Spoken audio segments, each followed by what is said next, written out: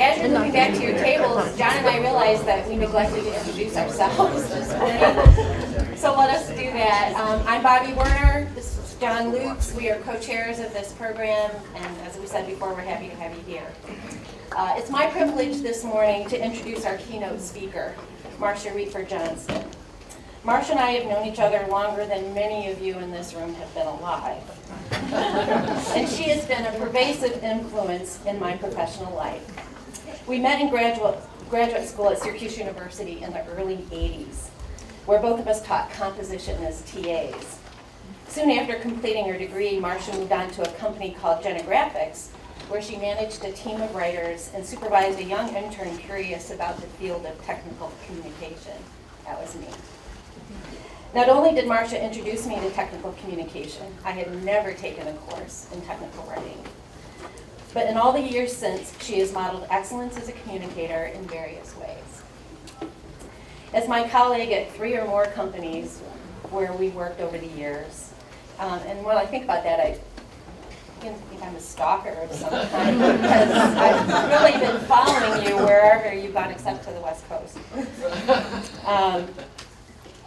She's exploited tools available to her to complement and enhance her gifts as a writer. To steal Neil Perlin's phrase, Marcia has always been on the bleeding edge of what's new in TechCom. Marcia was there learning XML code and finding ways to apply it when it first surfaced in our field. She devised ways to achieve single sourcing with FrameMaker before the software developed sufficiently to make that an easy task.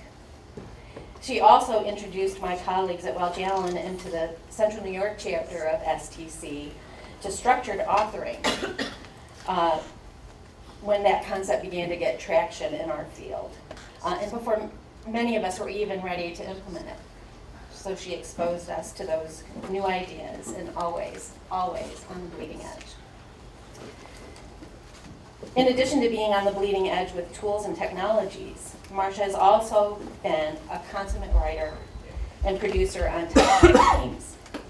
Never one to shy away from challenging projects, she was there by my side when Welch Allyn piloted its new structured authoring software and content management system. She was enormously helpful as we found our way with those new projects. In more recent years, Marcia has channeled her power as a communicator to enabling others to write more powerfully. From her published articles, to her blog on howtowriteeverything.com, to her new book, Word Up, which we're happy to give to all of you as a gift. Again, thank you to Adobe for supporting that. Marcia serves up tips and insights for anyone who wants to write with more oomph, quoting from the back cover. Our friend Marshall Hoffman, over here, product evangelist for Adobe, shares these words of praise for Word Up. Where has this book been all my life? Word Up is a must-have for anyone who writes anything, anywhere, anytime. I wish I had found it 25 years ago. I think a lot of us can say the same. And now she's here to grace us with her keynote address. Thank you, Doug Eaton, for reminding us of this treasure in our own backyard, or at least we used to be in our backyard. She moved west. We'll forgive her for that, but we're glad she came back. So Marcia, come now and share with us. And let us know who's on first.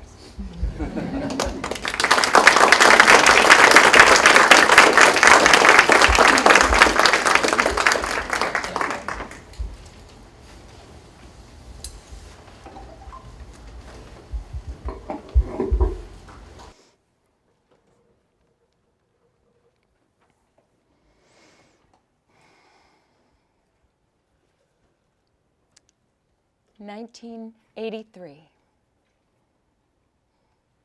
President Ronald Reagan has been in the White House for 2 years. And this young band called the Police is at the top of the pop charts with a then new song. Every breath you take, every move you make, every bond you break, every step you take, I'll be. See, I knew you guys would come through for me. You're back there with me. It's like, yeah, 1983, I know one of you is out there going, yeah, I was in the hospital being born. How many of you are under 30 in this room?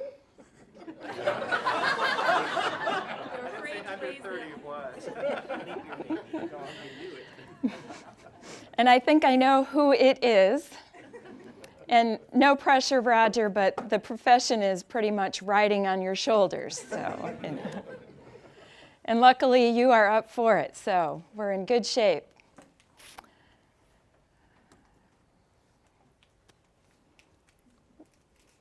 I was in grad school at Syracuse University, and some of you as well at that time. And this was the era before really technology to speak of. We had word processors, but a word processor back then was a piece of equipment. Remember? Little bitty black and white screen, and you were lucky to get bold and italics in code. It was kind of like now, kind of like, deja vu. And the old dot matrix printers, no Palm Pilots, no WYSIWYG. What you saw was definitely not what you got. There was no desktop publishing, no Microsoft Word, no email. I can't even remember. I lived through it, and it's so much a part of my life now. Well, I got out of grad school, and I know there's at least one of you here today who's in a similar transition, thinking about leaving academia, looking at the business world and going, how do I break in? Well, lucky for me, and for Tim Voorhees, Karen Szymanski had finished her PhD in English just a couple years ahead of us at SU. And she had forged on and found a place at Magnavox in Manlius. She was a one-woman tech comm dynamo. She was smart enough to realize that a PhD in English was in some cases something that you didn't mention. If you wanted to get in to a manufacturing facility, they didn't exactly value what academic writers could do. But she was brilliant, and she just said the right things to the right people. There she was working at Magnavox. And as Tim and I are graduating and thinking, okay, what's next? Karen is one of those people who thinks, all right, I've got a piece of the pie. How can I make the pie bigger? She created an internship. And Tim and I both went in and said, we would like to do it. And she said, great, I'll take you both. And I had never heard of tech writing, but I thought, someone's to pay me to write? I'll do anything. So for the summer, it was an unpaid internship, but we had the opportunity to learn about this new profession. Now, Magnavox, as some of you know, was in the business of manufacturing the equipment. As you're driving down the road and you see the phone poles and the lines, and every once in a while you see those black boxes hanging there, and all the electronics in those boxes, Magnavox made it, and they hired people like us to document it. And they were coming out with new devices to go with the new TV technology. Now, TV at the time, you may remember, what were we watching? I heard Jeffersons, Dallas, Love Boat. Johnny Carson was still on. So these, who else? Star Trek Next Gen. I think that we were in the Star Trek previous gen back here. So, all right, enough. You guys could just go on. I knew I could count on you. So these were the days, you may remember. My TV was about that size. You may have had a bigger one. But we had dials on our televisions. Do you remember getting up out of your chair to go change the channel? Well, Magnavox was changing all that. Magnavox came along with a set-top converter box and this newfangled gizmo called a remote control. And when Tim and I came into the internship, our first project was to update this existing manual for the new version of this newfangled product. So, and believe me, this internship was close to my heart. My whole life, I've carried this with me. This is what we were given. And you'll see here the inside. Corey, I know you're going, oh my God. It's black and white and brown. And it's right justified columns, walls of text. And Tim and I just dug into this thing like, oh yes, we can make this so much better. And we had a ball. Remember, these were the days before we even had access to any kind of desktop publishing. So we literally had tape and scissors and pencils. And we created a new version, and I'm telling you, I thought that the sun revolved around it. It was so, and this was going to be our portfolio pieces that was going to get us that job that we wanted so much. And we just poured hundreds of hours into this revision. And it had color. It had step cut tabs. I mean, it was a thing of beauty. Now, Karen Szymanski, being the wise leader that she was, and there were no usability labs, UX had not been invented yet, but Karen knew that communicating to understanding is difficult. And she said, let's go see what Mary's doing over lunch hour. And so Mary came over, and we're going to set up a little reenactment now of our mock usability lab, with a little help from Lisa. This is pretty much what our usability lab looked like over that lunch hour right here. Now, Tim and I, you remember this, Tim? We had strict instructions. This is Mary, our tester. Our TV is right out here. You don't mind being the TV for a moment. Can you kind of play that, you know? A few deep breaths and, okay, you're the TV.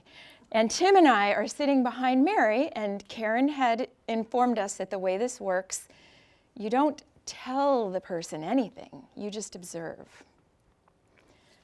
So I'm sitting there waiting for the praise to flow about how beautiful this thing is. So here's Mary. Mary's a bright person, I should tell you.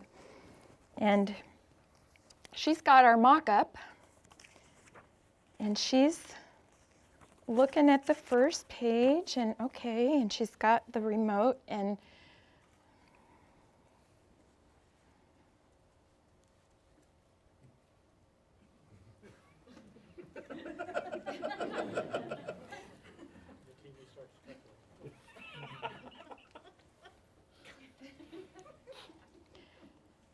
and I'm sitting back there going, but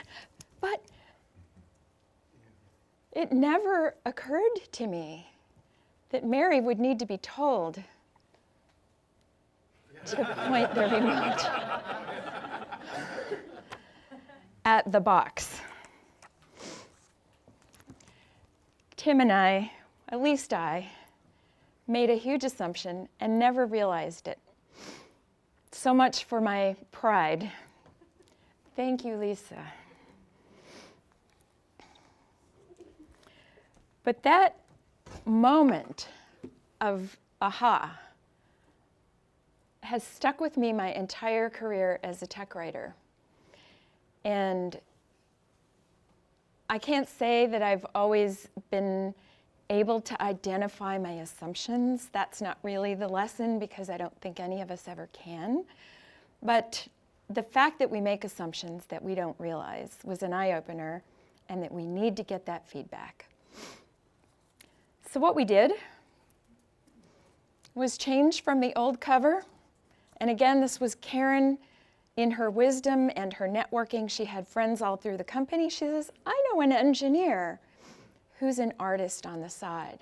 I'm going to get him to make us a new cover. So this is the cover of the piece that Tim and I eventually put in our portfolios.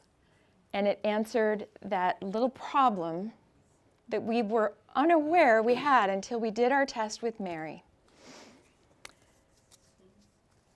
We finally communicated to understanding.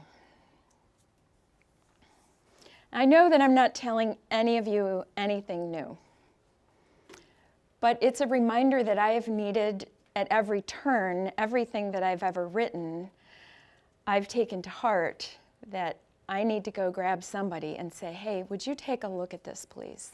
What am I missing? And there's always something.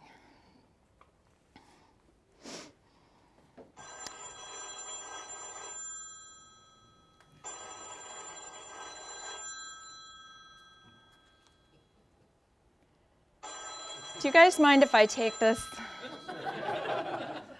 Sorry, kind of rude, but hello. I'm really busy right now. Okay, listen, I just want yellow flowers, a white icing, and I wanted to say, sorry, best wishes, Suzanne, we will miss you. Best wishes, Suzanne. Underneath that, we will miss you. Okay, thanks. And do me a favor, please don't call me again for a couple hours. Thanks. All right. Well, sorry about that.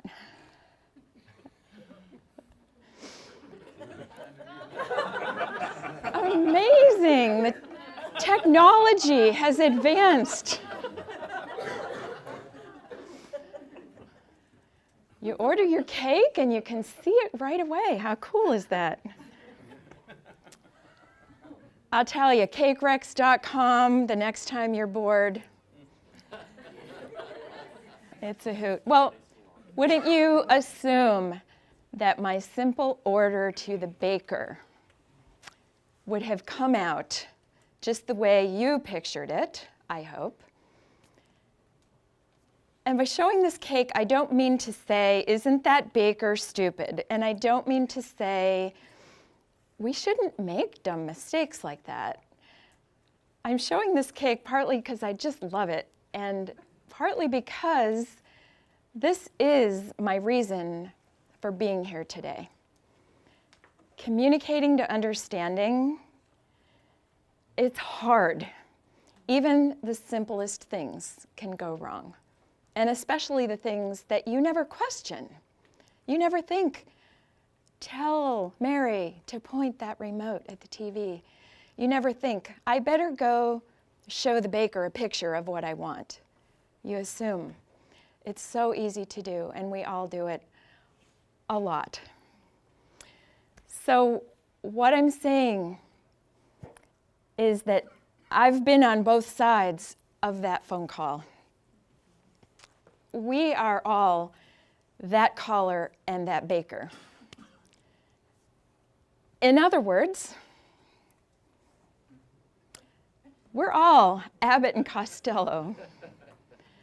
Now I'm curious, has anyone here never heard the Who's on First routine? Johannes, you've never heard it? Well, I'm going to, since Johannes hasn't heard it then, just for you, Johannes, but just a snippet of it so that at least you have a common understanding of what I'm talking about.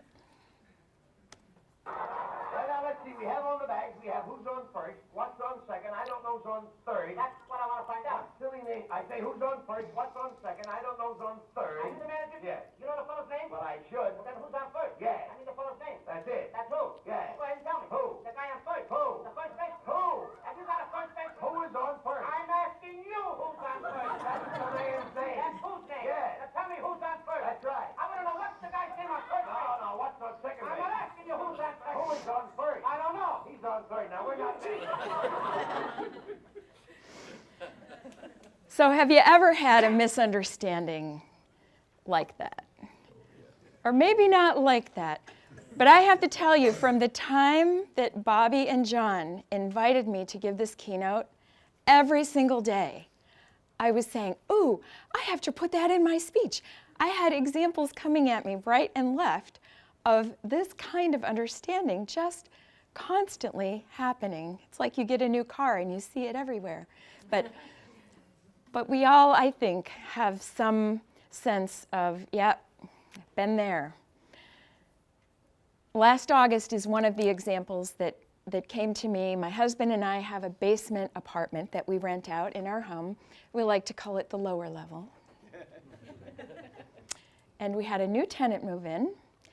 Bright guy. I knew him. We had worked together and thought, oh, this is going to be perfect. And he traveled a lot. He's telling us as he's unpacking. And we said, well, why don't you park in our driveway so that you have easy access to your entrance in the back when you're going to be here. But if you're going to be in France for a couple weeks, would you park out on the road? You know, we might decide it's time to clean the garage. Could happen. So we'd like you to leave the driveway clear for us. Fine. Everything's fine. And of course, this is a picture of what we communicated to him. And I know that we said it clearly. I was there. And there's no way that he could have understood this. But in fact, the next time he took a trip, this is exactly what he did.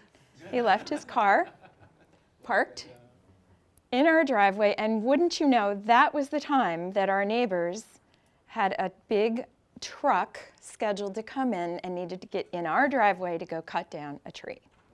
So we had to go scramble around, find Kyle's key, unlock the car, set off the car alarm, screech to the whole quiet, peaceful neighborhood until we figured out all you have to do is put in the ignition. Now we know. And it's a silly example in a way. I mean, there was no harm done. There were no consequences to speak of. But it just illustrated for me how often I take for granted that what I've said is clear. Have you ever written a piece of technical instruction that you thought, how could anybody not get it? I worked hard on it. I know it's clear. And I couldn't say any better than that, Bobby. But I won't say it. So it's very easy to believe that you have said something clearly and not even think to ask. I did not think to ask this very bright man. So Kyle, did you understand what I meant when I said park in the driveway? Went, you know, it just happens. So this is part of our theme for the next 2 days. This easy phrase, communicate to understanding. It seems like, yeah, that's what we do. But there's a lot to making it happen. What if more is at stake than just a car alarm screeching? There are times when our communications have bigger consequences. One example that came to me was that I had surgery last year. And it was not a big deal as surgeries go. My surgeon does these 100 times a year, arthroscopic surgery. is amazing, and you're in, you're out, but it was my knee, and nobody had ever cut into my knee before. So as my nurse is wheeling me down the hall, and I'm saying, would you please make sure he cuts the right knee? And lucky for me, my nurse is handy with a pen. She knew that I was Abbott and my doctor was Costello. There are times when you're working on something too important to take chances, and you go that extra mile, and maybe you didn't write on your knee exactly, but maybe you went to your boss and said, we have to user test this thing, or some other extra measure to make sure you were communicating to understanding. I do recommend writing on your knee, though. It works really well. So a quick definition, I guess, of what I mean when I say communicating to understanding. It could not be simpler. It's pretty much you have person A, person B. A is going to send a smoke signal, do a little sign language, say something, whatever the sending looks like. And person B is going to hear it or see it or smell it and then send a message back. It's very simple in theory. In fact, how often does that sent message and received message, do the two match? Now, statistics, anybody can say anything. I don't know about this 70 to 90% of received messages getting screened out or changed. But I can, from my experience, say that I'm not surprised. Life, a lot of times, is pretty much like a game of Chinese telephone or who's on first routine. So very often, our messages somehow turn into something different by the time they're received. This is how I think about the goal to communicate to understanding. You've got person A, person B, and they're just trying to get really clear. Can you see that bottom row back there? How about now? Until they exactly understand. I see now, I get what you're seeing. That's the goal.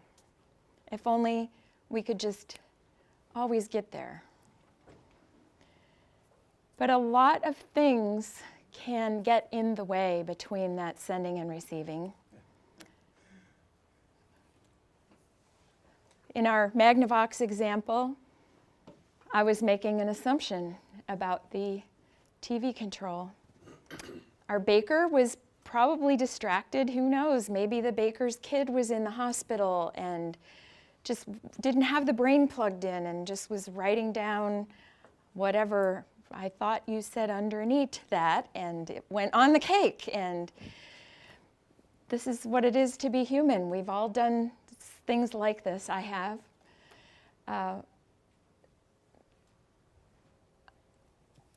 I'm thinking back to the SU days. How many of you taught in that program? Bobby and I and Tim and anybody else, and Dave, anybody else teach at SU in the English program? And I know, Marshall, you're teaching at Oswego now. And so you can remember what it was like to have freshmen writing. And we had a newsletter. And every week I looked forward to the item in the newsletter at the end called the Pulitzer Prize. P-U-L-L-E-T, Pulitzer Prize. It was the prize-winning sentence from a student paper, and my favorite that I've never forgotten is, "It's a dog-eat-dog world." So that student had some misinterpretation going on. There's all kinds of filters that prevent us from communicating to understanding. So what jumps out at you here? what maybe is going on in your life, any of these kind of niggling at you going, oh, that's me right there. And what might you do to reduce the effect that it's having on you at work, at home? I think we've got just about every deadly sin up here except maybe gluttony. Though I could sort of see that one, be like, oh, honey, how was your day? You gonna finish that pork chop? But sometimes the consequences are truly disastrous. I didn't know about this story until recently. Imagine that a lot of you know about this. I'm sure that many of you have seen the spectacular photos that have come back from the Hubble. But when it first went up there, did you know that something was very wrong? After 3 billion, which was something in those days, and 15 years of research and development, it went up April of 1990, and it sent back this. This is not what people were expecting. Needless to say, NASA was not a happy place. Fuzzy stars were not at all what they were looking for. What had gone wrong? How many of you do know about this story? So quite a few, this familiar territory. What went wrong was in the tool that was used to test the 8-foot mirror, the main device that was going to create these spectacular images. The metering rod was 1.3 millimeters off, the size of a piece of rice. But in this kind of optics, this could have been 1,000 miles. So it's out there floating in space. It's sending back crap. You do not want to be this guy.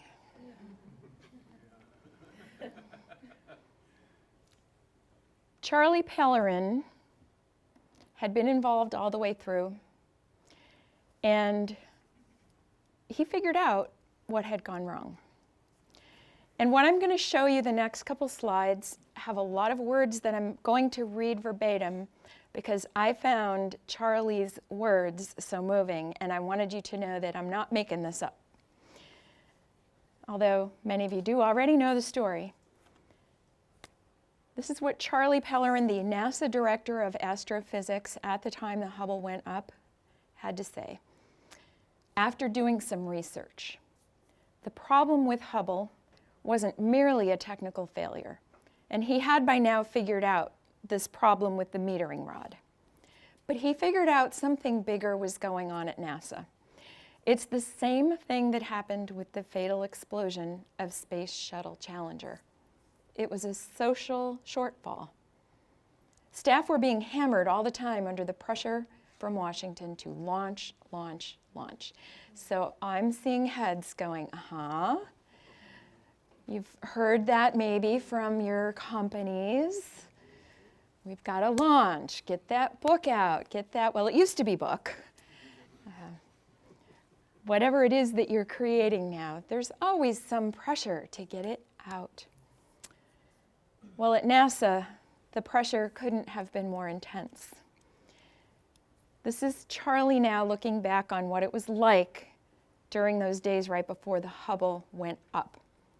The guy responsible for the Hubble mirror was working under great stress because NASA was angry about costly delays and threatening to put a competitor's mirror in the telescope, which would have been humiliating for our contractor.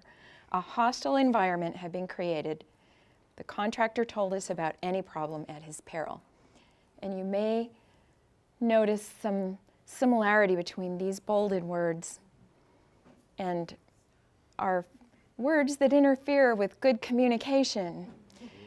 And the folks working at NASA we're breathing this stuff in the air every day. How many of us can do our best work in that kind of a situation? And I know I've worked at places that have been somewhere on a scale, nothing maybe as drastic, but I think there's always some degree of stress and some combination of these things going on in any workplace, and we still have to communicate to understanding. Charlie goes on.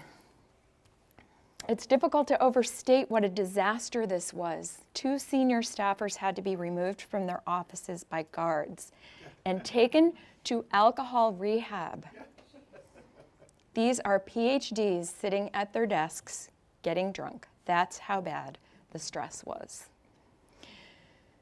So Charlie then gets called in to the Congresswoman's office, the Congresswoman who's in charge of NASA appropriations.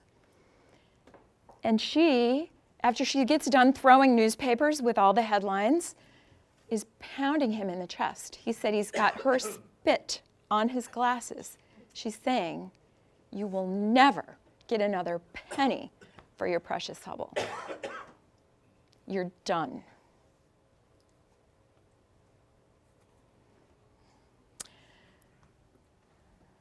That's one kind of communication. I guess she was understood, but that's not what we're talking about.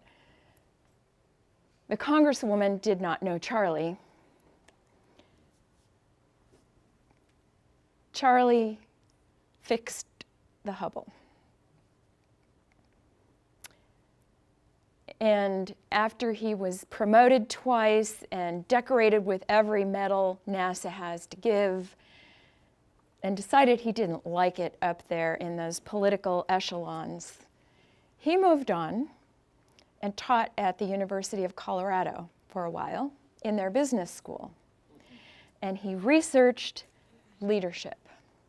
And he researched what had happened with the space shuttle. And he put together a program that he then created training for, and he made a company and went around and trained companies.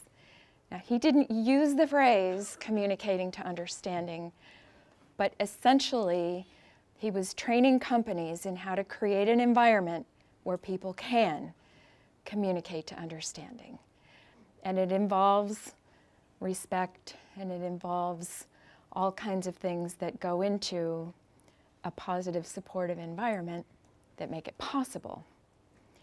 So NASA got word, said, "Charlie, will you come back and teach us?"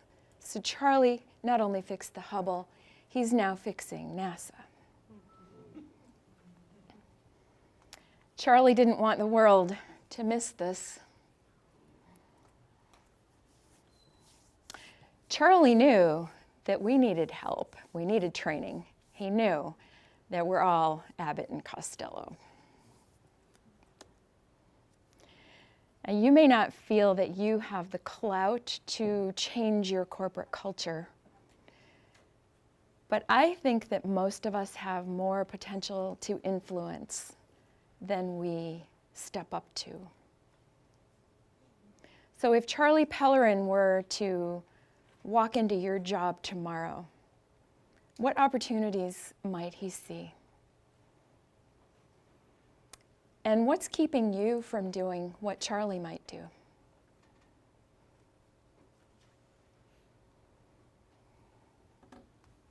If I were going to make a movie about Charlie Pellerin, I might call it The Miracle Worker.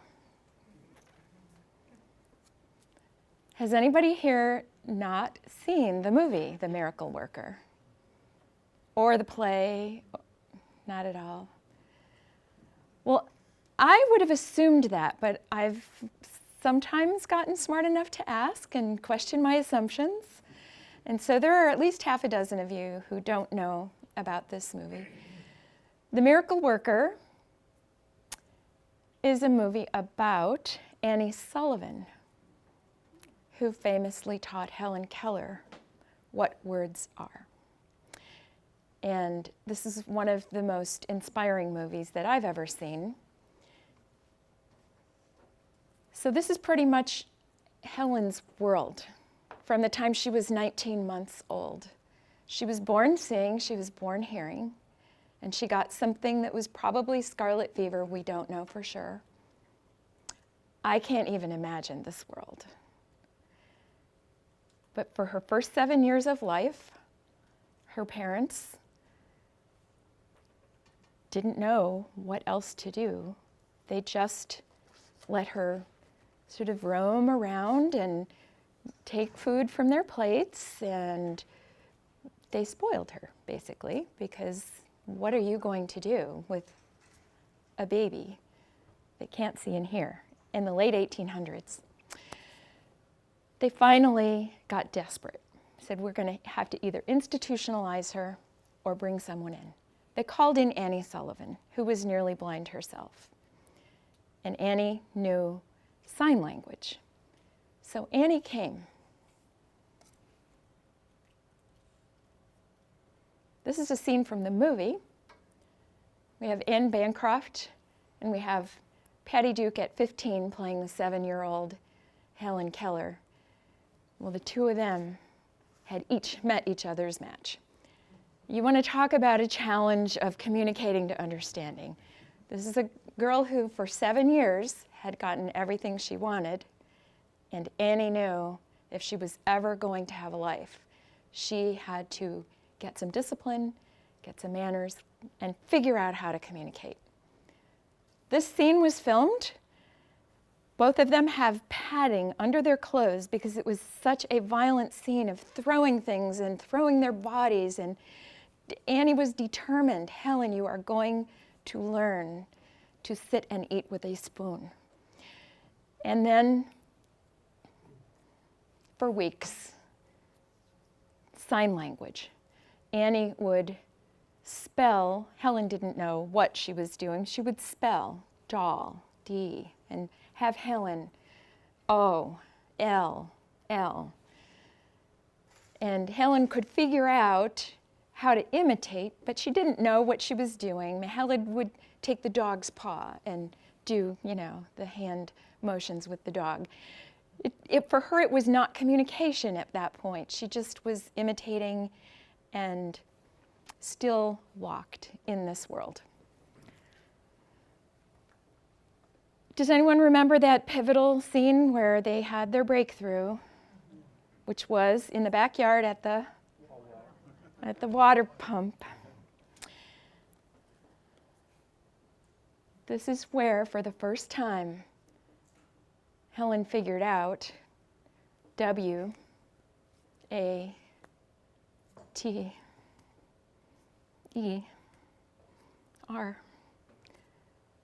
that it meant something. And she dragged Annie all around. What's this? Ground. What's this? What's this? What's that? She couldn't get enough of words.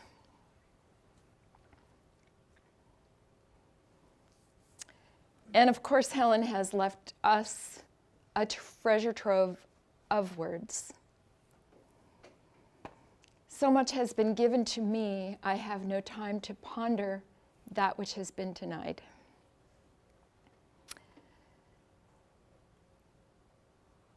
I would like you to return with me for 58 seconds to 1930. This is Annie Sullivan and Helen Keller describing the first time that Helen said a word.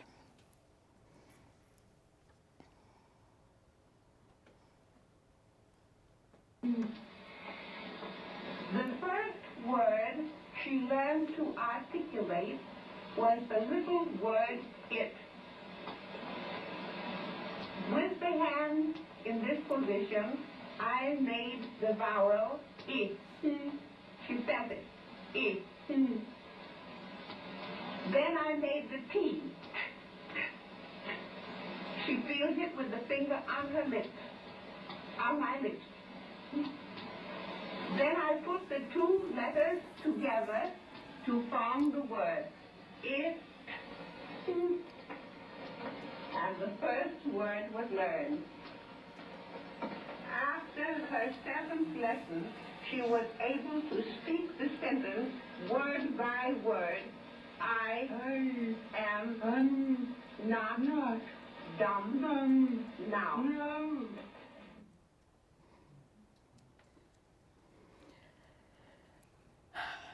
I feel like I could end the talk right here. I mean, what bigger barrier to get over to communicate to understanding? And as much as I hope you know what I mean when I say we're all Abbott and Costello, I also believe that we're all Helen and Annie as well. I think that all of us in this room, in our jobs, are miracle workers in our own way. Or at least we have been. We have our moments.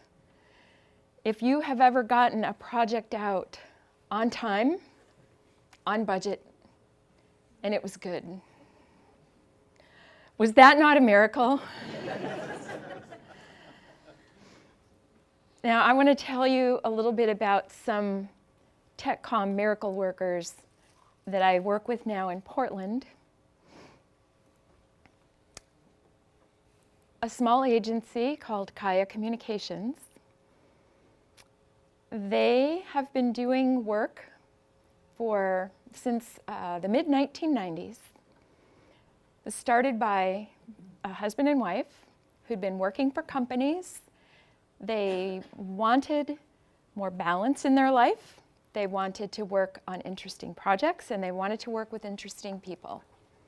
So they started this company, and by 2008, they had 5 subcontractors working for them. This is a TechCom company. They were doing a lot of white papers and still do, and a lot of other things, whatever came along. The type of thing that all of us have done for many years. We say, sure, I can do that, and we do.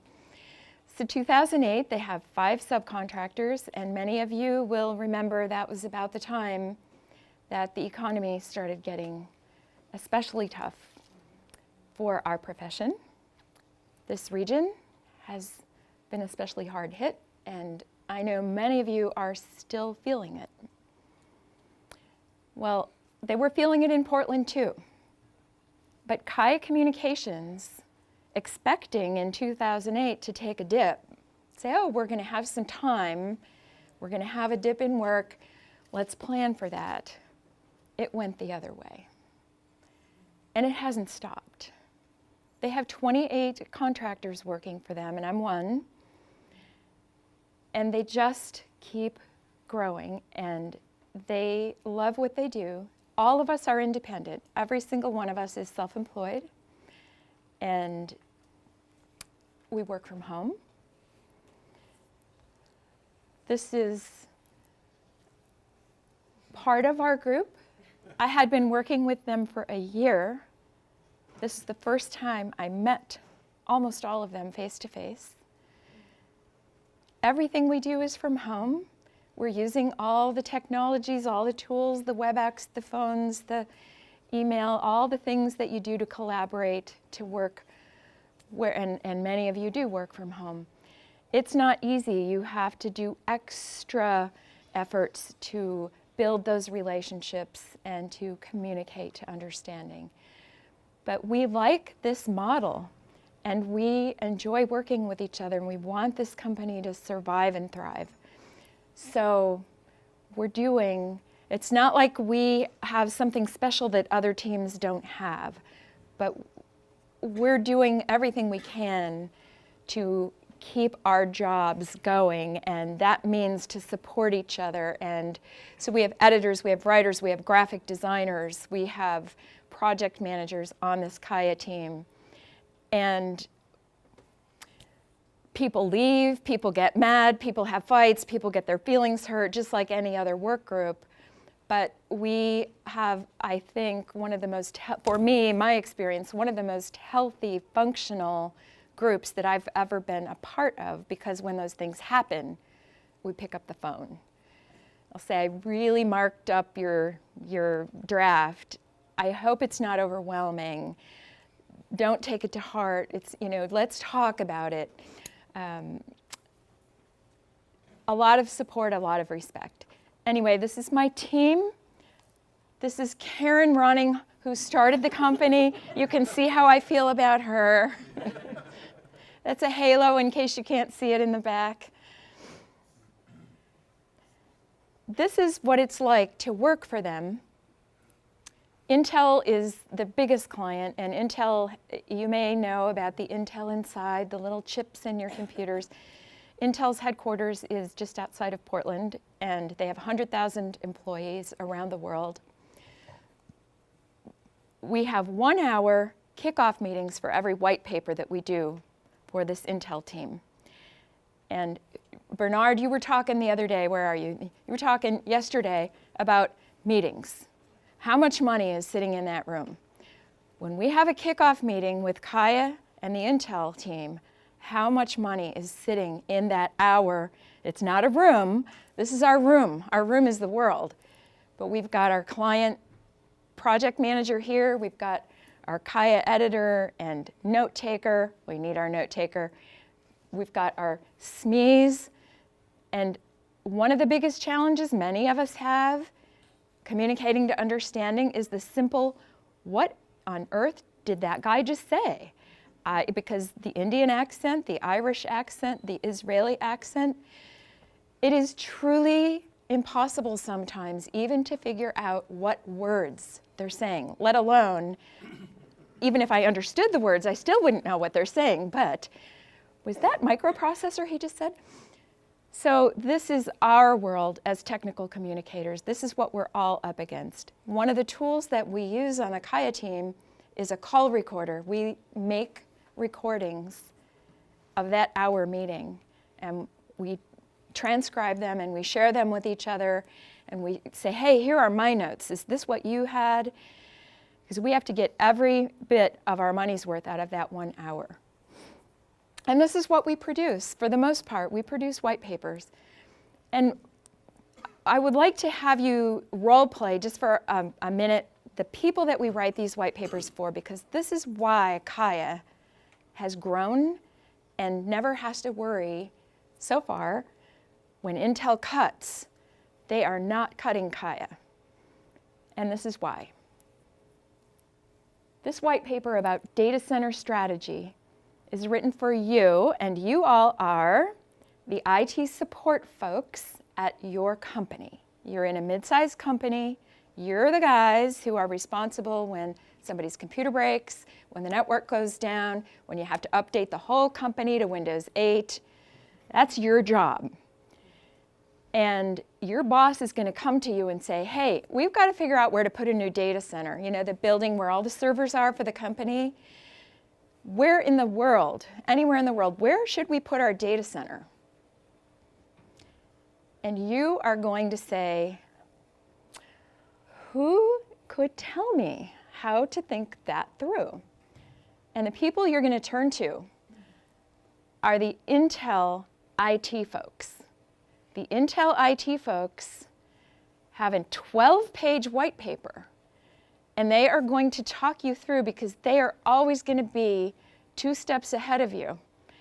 And you are going to look to them as a role model. Okay, you're going to have a water source nearby. You're going to need an airport nearby. You're going to need an educated workforce, but not too expensive. Hopefully a place where you're not going to get shot while you're building. And by the way, are there schools there? Because if not, you'll have to build a school. Intel will tell you in detail, because they've done it and they know what you need to look for. You better believe their white papers are in demand. This is content marketing at its finest. They're not selling anything in this white paper, but they are top of mind. And boy, is that valuable. And they care about their content. They go to Kaya because Kaya is going to give them something well-written. Have you worked for clients who don't care? I have. Just get it out. But I want it to be good. Don't make it too good. Anybody work in that environment? Is that a killer? These guys go to Kaya because Kaya is going to make it good. They have it down. 8 weeks beginning to start. They know how it works. They are on top of it. And you're going to have a good product at the end that people want. To me, this is a great success story for our profession. There are opportunities out there. Your content has to be in demand. You have to be filling a need. You have to be answering a burning question. It's not enough just to slap a bunch of stuff up on that website. But if you know what somebody wants to know and you can deliver it, there's demand. But even the team at Kaya, we're still Abbott and Costello. So I don't know, guys. Are you buying this whole thing about that you're Abbott and Costello? Maybe you are. Maybe some of you are going, not me. Well, maybe I'm Abbott, but I'm not Costello. Although I think he's kind of cute, you know. You just kind of want to pinch his cheeks. But I bet that every one of you, if I said, we are all technical communicators. But what does that mean? So I know we have some national board members here, and it's my understanding that even at the national level of STC, they're saying, well, maybe we'll just stop trying to define what it means to be a technical communicator, because it could be any number of things. Every one of you would come up with a different definition. So, in the spirit of helpfulness, I thought I'd share a few guidelines with you about how you know you're a technical communicator. You know you're a technical communicator when, as a kid at breakfast, you arranged your alphabets into acronyms. It's like, Mommy, Daddy, what's TLA? Anybody know? I just learned this. Three-letter acronym. Yes. I love that three-letter acronym. You know you're a technical communicator when you went through a phase of using the word WYSIWYG in every sentence. I still like that word. You tell the SMEs what the acronyms mean. You think of SME as a word. When people talk to you about their jobs in user experience and content strategy and content management, and content marketing and information mapping and information architecture, you say, yeah, I've been doing that for years. You have contemplated flying to Sweden to exchange wordless instructions with IKEA's illustrators. By the way, I had help with these. You know who you are. Everywhere you look, you see unnecessary quotation marks. Go to the farmer's market and you see that sign, fresh brown eggs. Like, I think I'll pass on those.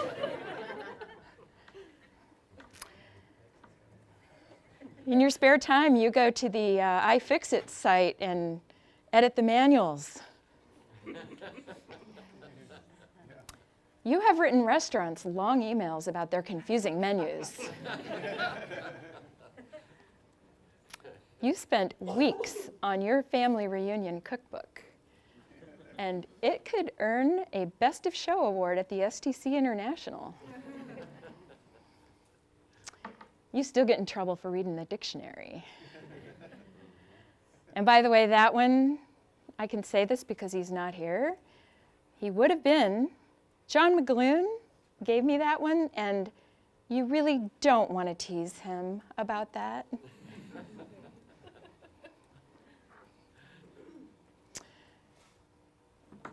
Your child once said to you, Mom, which is weird if you're a dad, but your child once said, you like to put things in things. And I know from the blank looks on your faces, you're like, I was with her up until that one, but I'm not so sure. But I have to tell you, that's my favorite one, because when my daughter was 8, I don't even know what I was doing, but I looked at her face. She had this weird look. She's like, Mom, you like to put things in things. And she totally had me nailed, because it's like I have a little taxonomist in my brain. And what do? All of us. Putting paper in files, then label them, put our files in Appendiflex, label them, rearrange them. Maybe putting plants in a nice pot, or putting magazines in a basket. We're making order out of chaos. And even today, we're putting some kind of information in some kind of bucket. I mean, she had me nailed.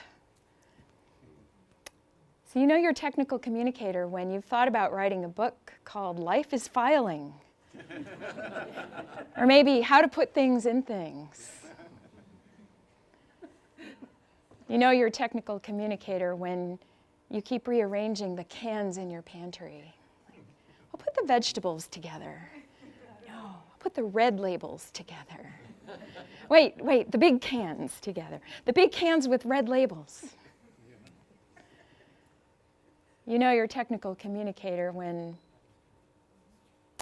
you've always wanted to write the Great American Manual. Someone asks you what you do for a living, and you say, and you analyze your audience before you answer. You know you're a technical communicator when your tweet is 1 character too long and you delete a word so you can keep all your punctuation. You guys have done it. Your emails to friends and family have tables, bulleted lists and subheads and footnotes and metadata. Anybody got mail tags? Oh, mail tags, I'm telling you, it's great. You know you're a technical communicator when you contributed to this list. You know you're a technical communicator when you love working with other technical communicators. You know you're a technical communicator when you think you have the best job in the world. So Kit, there's my definition if you want to throw that into the pot for the next meeting.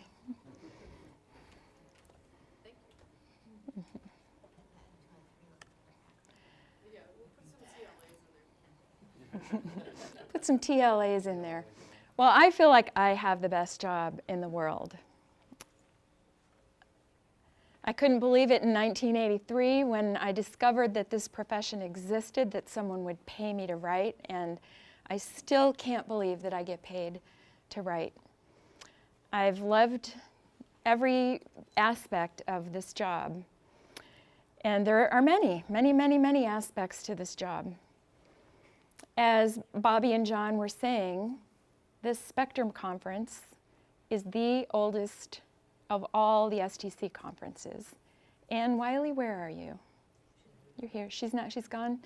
Well, if you ever have a question about the history of STC or the Rochester chapter, Ann is your woman. This seems like a lifetime ago, and in fact, this chapter was born the same year I was. 1958 was a very good year. This chapter's won every STC award many times over. I was a member of the Central New York chapter when I lived here, and also took advantage of a number of the Spectrum conferences here.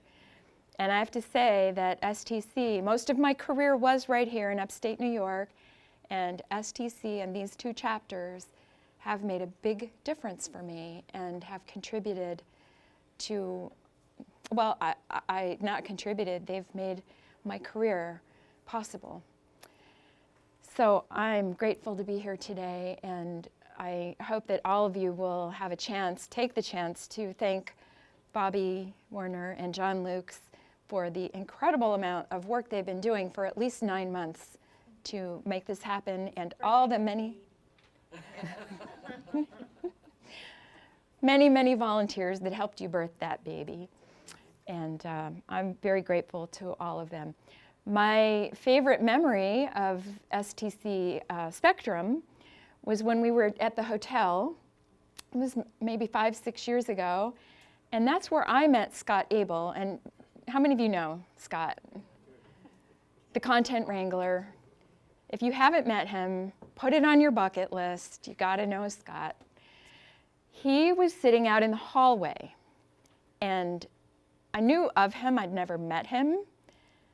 And he was talking about this thing called Twitter. Like everybody, I had to get on it, or you were not going to be with your profession for much longer. And I thought, I better go get a Twitter account. So he really did change my world. And in fact, he wrote the foreword to my book, and it all started right here at Spectrum. And I met some of you for the first time at Spectrum as well. So Spectrum has a special place in my heart. I just want to say a few words about our theme. Our theme is simple, not a lot to say about it, but these words all are here for a reason. When we talk about a competency, we're talking about this is something that we must do well, and we do well. You can't just throw something up on the web, put a bunch of SEO around it, have it show up #1 on Google for your keywords, and people go there and they go, what does that mean? And how can't I find what I'm looking for? This expertise that our profession is all about, this competency, is making sure when they get there, it has value for people. And we call it a value because it matters.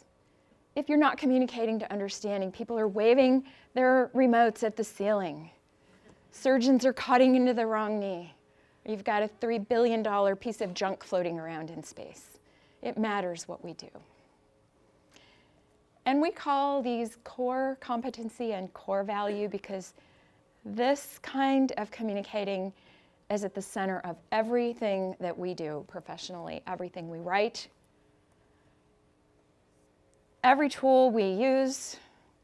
I know some people think FrameMaker is the center, but really it's,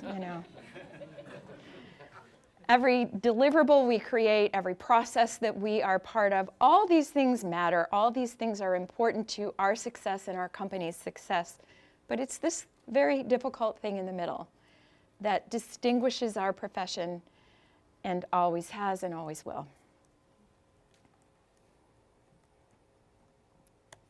And everything else we do, whatever else you can think of, this was just what came to me, but we're doing everything there is to do. This is where Annie Sullivan and Helen Keller lived. This is where Charlie Pellerin lives. This is where Karen Szymanski lives. And this is where all of us live, as difficult as it is. This is what it means to be a professional communicator. I hope I haven't forgotten, left anyone out. These names are the people who, for the next 2 days, are going to be sharing their expertise, their time, to help us all get a little bit better at this communicating to understanding business. And I'd like to thank everyone who has volunteered, and I hope that we all go home, I know that we all will go home more prepared than ever to work those miracles for our companies and our clients. It's gotta be that baker again. Listen, could you just make a really plain cake this time, please? Just put a little bit of decoration and nothing on it. Right, thanks.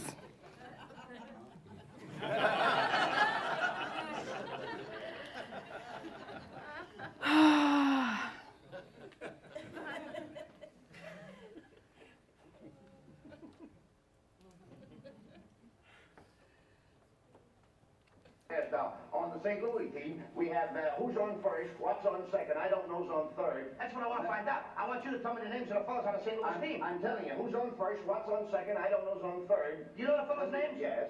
Well, then who's playing first? Yes. I mean the fellow's name on first base. Who? The fellow playing first base for St. Louis. Who? The guy on first base. Who is on first? Well, what are you asking me for? I'm not asking you, I'm telling you, who is on first? I'm asking you who's on first. That's the man's name. That's whose name? Yes. Well, go ahead and tell me. Who? The guy on first. Who? The first baseman. Who is on first? Have you got a first baseman on first? Certainly. Then who's playing first? Absolutely. When you pay off the first baseman every month, who gets the money? Every dollar of it.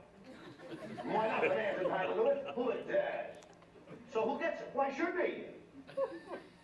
Sometimes his wife comes down and collects it. Whose wife? Yes.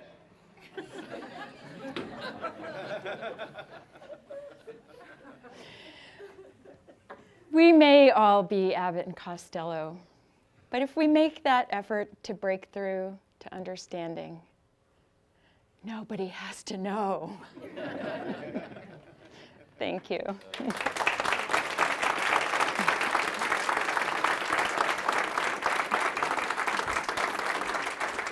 Thank you, Thanks, Marcia. Guy. You're Thank welcome. you. Thank Can I just leave that? Oh, thank you. you. Sure. Okay. We're going to give you a gift too, of course. We'll talk about that in a Oh, minute. right. Well, thanks.